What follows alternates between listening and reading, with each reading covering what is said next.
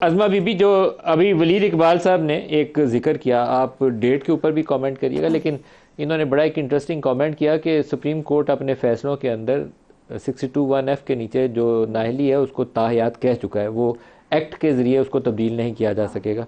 तो ये वाला मामला थोड़ा टेढ़ा मामला है, ये आपको परेशानी करेगा। ये सुप्रीम कोर्ट के अंदर जब ये मामला नवाज शरीफ साहब की और जहांगीर तरीन की नाअहली का आया था, तो उसी में सुप्रीम कोर्ट के 5 रुकनी बेंच ने यह करार दिया था कि 62(1)(f के नीचे नाअहली ताहयात है। और आपको ये परेशानी आएगी, इलेक्शन एक्ट चैलेंज होगा या नवाज शरीफ के नॉमिनेशन पेपर्स चैलेंज होंगे, दोबारा सुप्रीम कोर्ट में ही ये मामला जाएगा और वहीं फैसला होगा।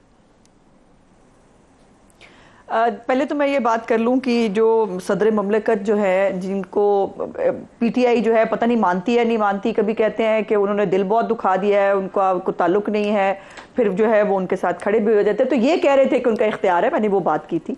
और ये पता नहीं 3 दिन जो है पीछे ले जाके, जो संडे की बजाय जुमेरात को ले जाके, ये कोई आइन की बालादस्ती को यकीनी बनाया गया है या कोई हिसाब किताब के जरिए ये जो है ये दिन किसी फाल में से निकला है कि ये दिन जो है वो जुमेरात का 8 फरवरी का होगा। बट जो भी होगा, हमें उसके ऊपर कोई एतराज़ नहीं। जहाँ तक आपके सवाल की बात है, देखिए मेरी गुजारिश ये है कि एक तो वलीद साहब को मैं ये भी बता दूं कि ये जो आज बेंच था, ये 3 रुकनी बेंच था, और प्रैक्टिस एंड प्रोसीजर एक्ट के जजमेंट के बाद अब जितनी भी आइनी दरखास्तें होंगी जिसके अंदर को आइनी क्वेश्चन जो है वो रिजॉल्व करना होगा, वो 5 रुकनी बेंच किया करेगा। इसीलिए आज जो है वो इस तरफ जो है वो वैसे भी चीफ साहब नहीं गए, और उन्होंने दूसरा वैसे भी जैसे मेरे भाई ने भी कहा कि उन्होंने कॉन्फ्लिक्ट से बचने की कोशिश की है। सो ये जो है ये इस इलेक्शन के हवाले से ही बात होगी।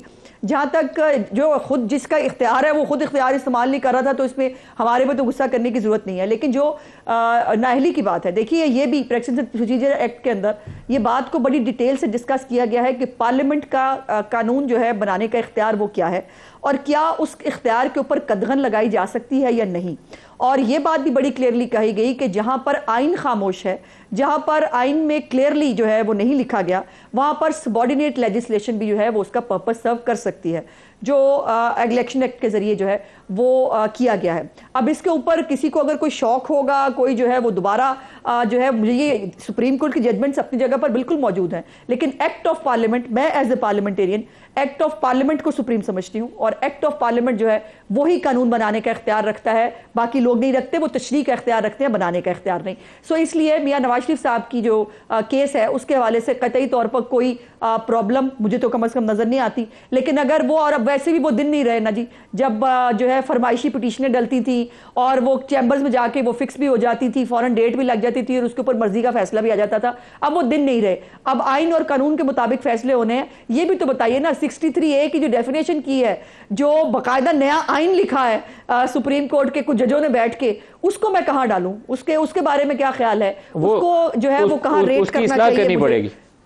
उस फैसले को रिव्यू करके, रिव्यू का डला हुआ लगेगा रिव्यू, तो आई थिंक उसको रिवर्स करना पड़ेगा, वो गलत फैसला है। मलिक साहब मुझे 1 मिनट चाहिए। बहुत सारे मैं मेहमानों से यहाँ से ले लूं, फिर दोबारा वली साहब आप रिस्पॉन्ड करिएगा। पहले पंशा से पूछिए। मैं सिर्फ एक बात करना चाह रहा हूँ जो कि मेरे ख्याल में इनको हेल्प करती है। मैं एक राय देना चाह रहा हूँ एज ए लॉयर। मैंने बहुत से फोरम्स पे ये कहा है कि उसूलन एज ए लॉयर, पॉलिटिकल बात इसको साइड पे कर दे, मैं एज ए लॉयर मैं ताहयात डिस्क्वालिफिकेशन के खिलाफ हूँ। मैं समझता हूँ ये एक एक्सेसिव चीज है। Very good. ये मैं वैसे उसूलन एक बात कर रहा हूँ, लेकिन ये एक अलग बहस है कि एक सादा अक्सरियत से आईनी एक तशरीह को ओवरराइड किया जा सकता है या नहीं, वो एक अलग बहस है। मैंने बहुत से फोरम्स पे ये बात की हुई है कि ताहयात डिस्क्वालिफिकेशन, उसके नीचे कोई भी शख्सियत हो, वो एक एक्सेसिव एक्शन है।